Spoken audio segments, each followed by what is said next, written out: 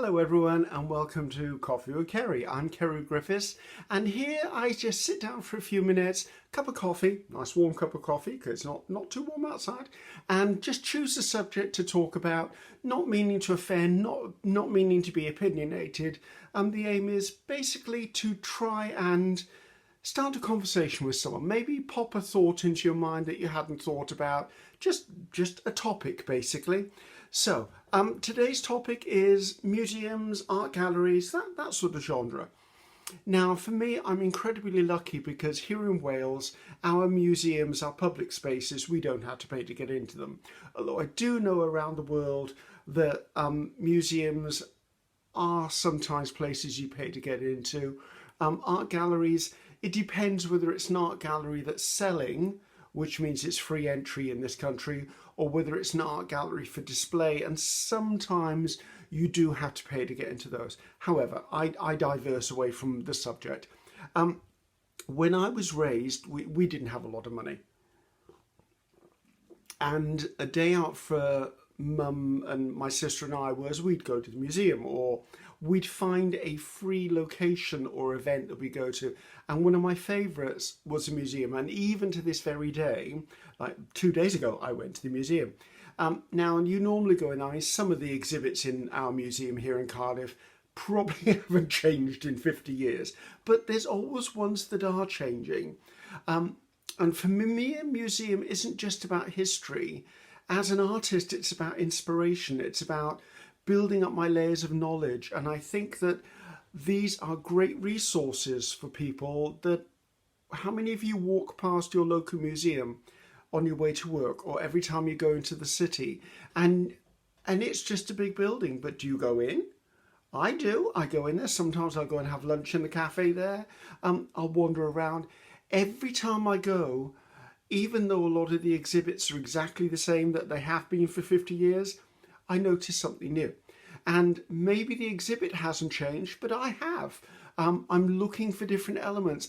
I don't always read all the placards. I don't always look at every painting and every piece of art, but I will wander around.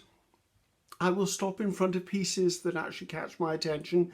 Maybe it's a sculpture, maybe it's a fossil, maybe it's an exhibit like currently here in Wales we've got an exhibit of 100 years of BBC Wales, which I didn't know had been going for 100 years, to be honest with you.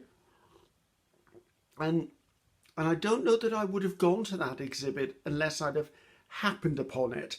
And it was funny because I walked in, and as I was walking around, it was basically my childhood on the walls. I mean, the kids' shows I used to see. I mean, there was the original Bagpuss puppet there. I mean, there was, what was that fox? Can't remember the name of the fox. He was a puppeteer. There seemed to be lots of puppets in my past, thinking about it. And there was a room done up like the 1950s, 1960s. I went, oh my God, I remember that wallpaper. And it just instilled all these memories and brought them back to the fore for me. But I do think it's important to go to these places, because if we don't go to these places, one day these places won't be there anymore, because the powers that be will go, well, no one's showing up, why keep them open? And they're such a great resource. And as an educational tool for a school outing, or even to take your kids or your grandkids to on the day out, they're things that they don't experience on a day-to-day basis. We are so technology-based now that there isn't touchy-feely experiences. It's all on a touch screen.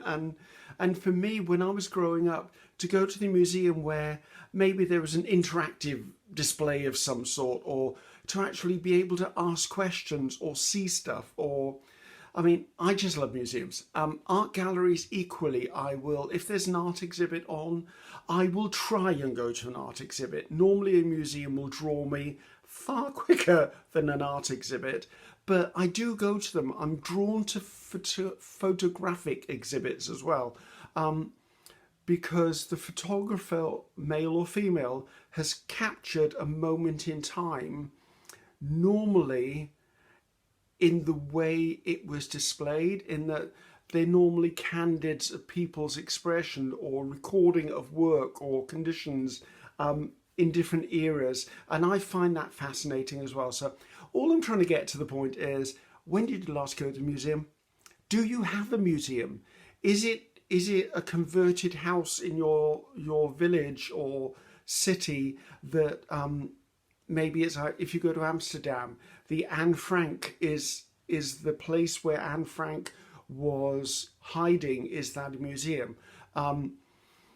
If you go to Shakespeare's home, his home is actually there. I mean, lots of these places are not necessarily these big built edifices. They're actually the location where maybe the Browning sisters wrote their stories.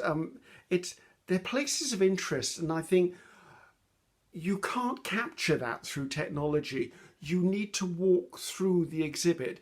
You need to experience the change in light, the smells, the textures. I will very often go to a manor house if it's got an open day and wander through just to look at how not the other house lived, but they're these little time capsules, and taste and style and colours and things have changed over time. And I think it's really important that we do visit these places, because, as I said, if we don't go to them, they will be seen as not wanted, and then they will go, and that will be a great loss to whichever country you're in. So please, the next time you're considering a day out with the grandkids, or like I did last week, I went, I'm having a day off, and I did. I put my little rucksack on my back. I went to the museum in the morning. I then had a walk around. We've got lots of arcades, like historical arcades for shopping in Cardiff. So I walked through those, not to shop, but just to experience the wrought ironwork or the novelties of the little shops that are there, or some of the doors are amazing. I mean, the lighting systems down here are fabulous. So walked around there, grabbed some lunch in an old pub, had a look around some of the shops, because I don't really look around shops anymore because I shop online like the rest of us. So tack in a visit to a museum once in a while.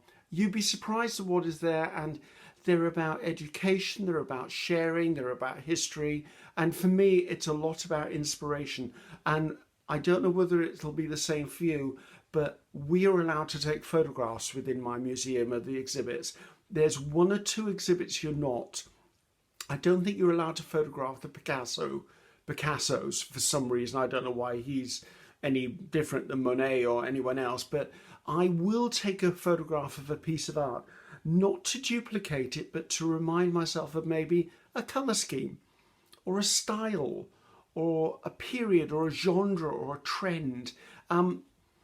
Or I will take photographs of pieces of art and I will share them on my social media, because not everyone is as lucky as I am. I live in the Principality of Wales. We do have these big buildings around. Maybe you live in a village. Maybe you're somewhere where there isn't an art gallery, where there isn't a museum. So I will try and share things like that for inspiration, just to share the knowledge, to share the history that we all share on different levels. So please, the next time you're out and about, pop into the museum, take the grandkids with you, take a pack of sandwiches and a flask, go and visit the museum, then sit in the museum grounds or the parkland nearby, because there's normally a park, and have a day out where you can just sit and contemplate what you've seen. Recharge your inspirational batteries. It's important. So I think that's enough for me talking about that subject. So I hope you enjoyed that. Until next time, I'm Ceri Griffiths, and I'll see you in the next Coffee with Ceri. Bye now.